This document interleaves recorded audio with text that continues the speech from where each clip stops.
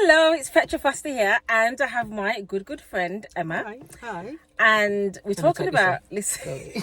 I can have a Listen, big government match, yeah. This morning, I posted a video about why I do consultations, and Emma is one of my good friends, so she knows me really well, Yes. and she's a consultant herself. Yes. So, Emma, introduce yourself, right? Tell the people then what you do, because you are the person when it comes to autism, SEND, okay? And then we're going to dive into what you think about consultations. Okay, cool. So, hi, Emma Pinnock. You can Google me, you'll find out what I do. But I run the Essential Education Group, which is a consultancy and training company regarding SEND and special educational needs and autism. Autism is the main focus. So I also do consultations. You do? My consultations were free until this lady here decided to tell me that it shouldn't be. But you have consultations with parents that have autistic children and with schools as well, don't you? So I have, it's the key way for me to have the first point of contact with my client is that this 15-minute free one or a half an hour deep dive consultation, which is £50. That's how the first step that you come to me. So let's talk about, because I think it's so important, let's talk about why it's important for you to have a consultation first with them. Most definitely. Why is that important? I love the fact that a consultation will help you to be really clear on your expectations and what you deliver as a business. Because when people are researching and looking, they're kind of making up what they think they want from somebody. Wow. And then they call you and you have to figure out if you are the right person for that. Because there's nothing worse with setting up someone with expectations that you are not going to be able to meet. That is factual. It's so clear, isn't it? It is factual. And you know what? It's factual because people think that they know what they want and they absolutely don't.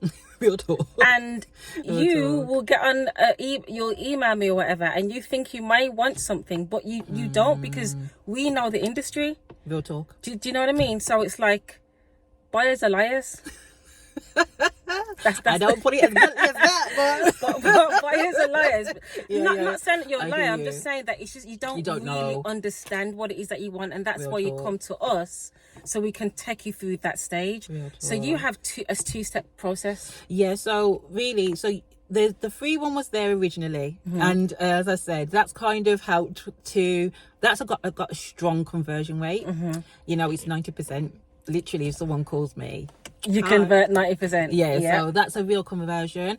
The £50 one, I have still kept the both of them because I feel like when we've had that 15 minutes, if we're not getting to the bottom of what you need, we need half an hour together. We need to be really clear, and that's how I use that two-step process. That actually, okay, I know that we haven't quite got to where things are with you, your child, your school. What about booking in this half an hour with me, and let's see if we can really take you through the steps. Yeah. You know what as well? I received a DM last week from someone that said, I don't think that half an hour is going to be enough. So she didn't want to book the call. It is enough. It's enough. Because we know what we're getting out of you. So if in my 15 minutes I can say to somebody, I'm the right person, not the right person, if they also know the answers to the questions I'm asking them, in that half an hour, I'm guaranteeing you that we're going to have an answer at the end of it. Guaranteed. And also, don't you find as well that like for me, I have a structure. I ask the same question. Do you not find that people will ask you the same questions? Yeah. You ask us the same thing. Yeah. All the time. We've been doing this for years. Yeah. So we know already what you're going to be asking. So literally 30 minutes is completely enough. Yeah. Can you want to share with them what I'm like as well? So Emma knows, right, that I'm a person that I don't like to be stressed. Okay. And if I'm on a consultation with someone and I feel, because I am intuitive as well.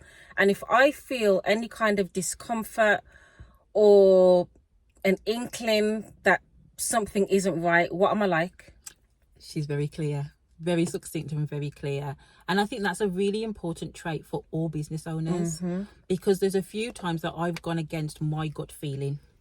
that about a client, about where it's going to go. And those few times have actually caused me a lot of headache. Yeah, it has. Even though, you know, they've probably had very good reasons for being the way that they have, it has caused me a real headache.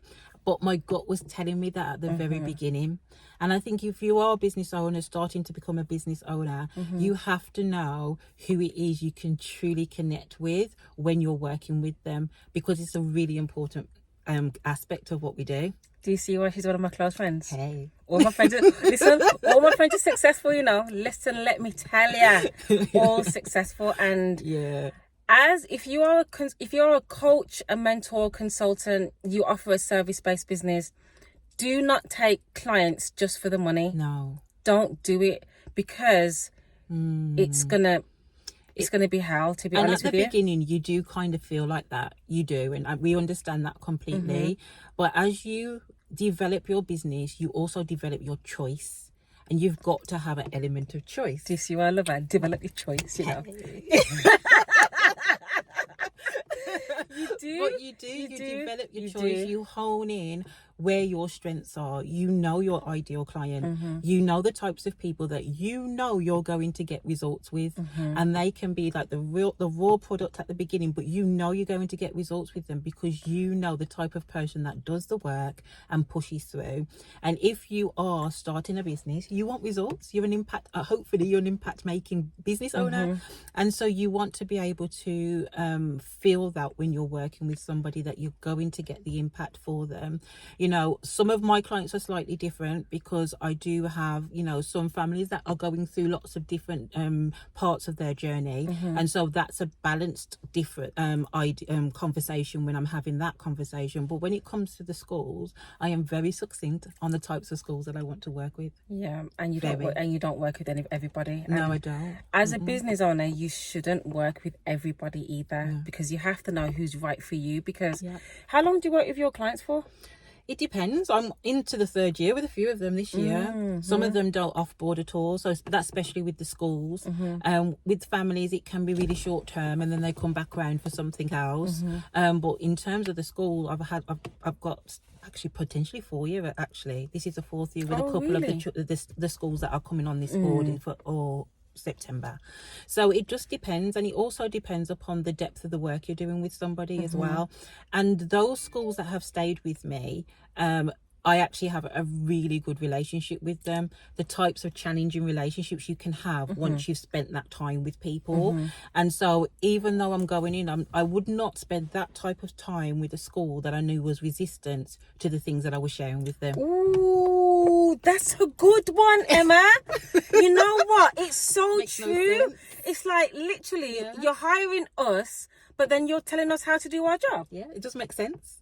And I've had that before, you know. Oh yes, I've had that before. So that doesn't negate a professional conversation, because there's always a professional conversation. Why is that not going to work? Why is it going to work?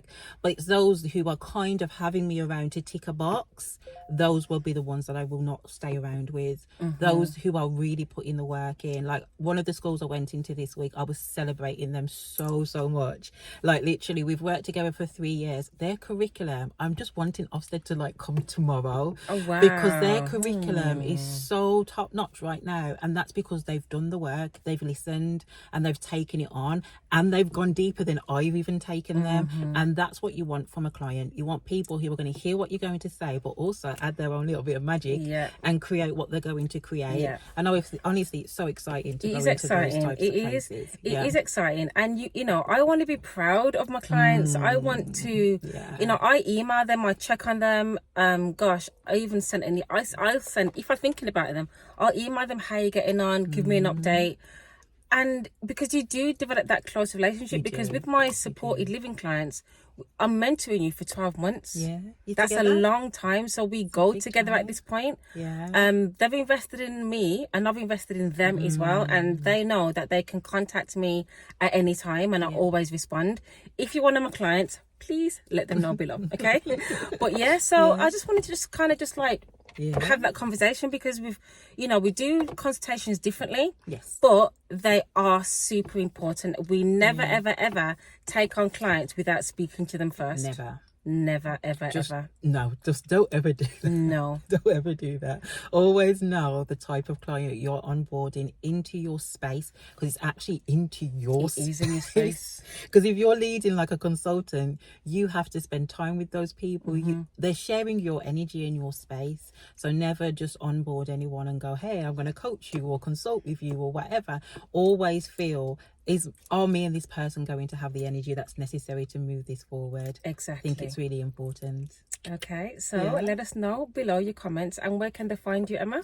They can find me on most platforms. As I said, just type in the name Emma Pinnock, you'll find me. But you can find me on Instagram as essentially _M1 as my personal page. Yeah, and I'll tag you below as well. Yes, thank you.